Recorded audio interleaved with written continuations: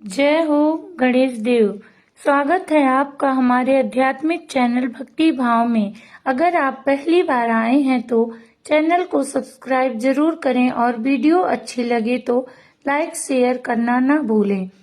आज हम लेकर आए संकष्टी चतुर्थी की पावन कथा, वो कथा जिसे सुनने मात्र से गणपति बप्पा आपके सभी दुख, सभी बाधाएं और सभी संकट दूर कर देते हैं। तो आइए भक्तों, श्रद्धा से विघ्नहर्ता का स्मरण करें और शुरू करें श्री संकष्टी चतुर्थी व्रत की कथा। प्राचीन समय में विदर्भ देश में एक राजा रहते थे, राजा हरिश्चंद्र। वह धर्म का पालन करने वाले थे, प्रजावत्सल और सत्यवादी थे। उनकी रानी का नाम चंद्रवती था और एक पुत्र रोहिताक्ष भी था। एक बार राजा को किसी पाप का भय हुआ। उसने सोचा कि इसका प्रायश्चित करना चाहिए। वह उसी के विचार में वन की ओर चल पड़ा। मार्ग में उसे एक तपस्वी ऋषि मिले।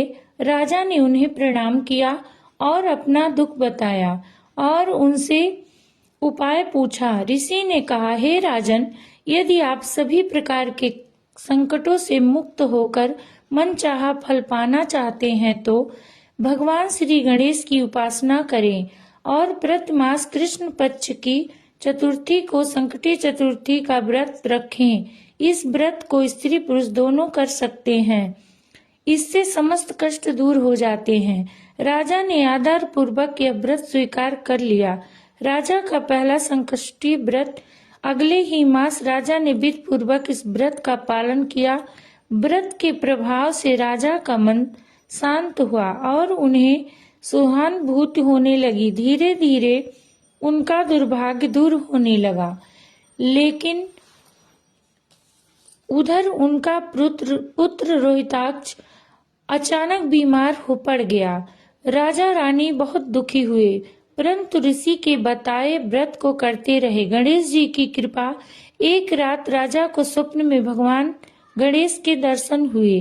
गणेश जी ने कहा, हे राजन, चिंता मत करो। तुम्हारे पुत्र पर जो संकट आया है वह पिछले जन्म का कर्म है।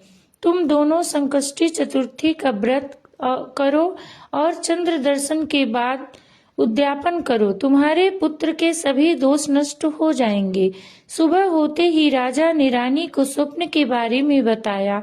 दोनों ने मिलकर संकल्प लिया कि वे संकष्टी चतुर्थी का व्रत पूर्ण निष्ठा से करेंगे। व्रत का चमत्कार, कुछ ही समय में चतुर्थी आई।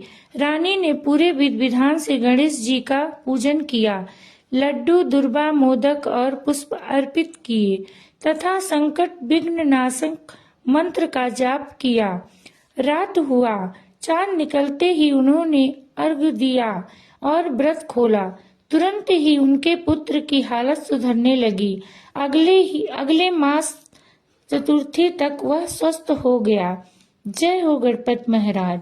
हे गणपति महाराज, जो भक्त हमारे आपकी कथा को सुन रहे हैं, जैसे आपने राजा हरिश्चंद्र और चंद्रावती के दुख को दूर किया, ऐसे ही हमारे सभी भक्तों के जो भी कष्ट हैं दूर करें। जय हो।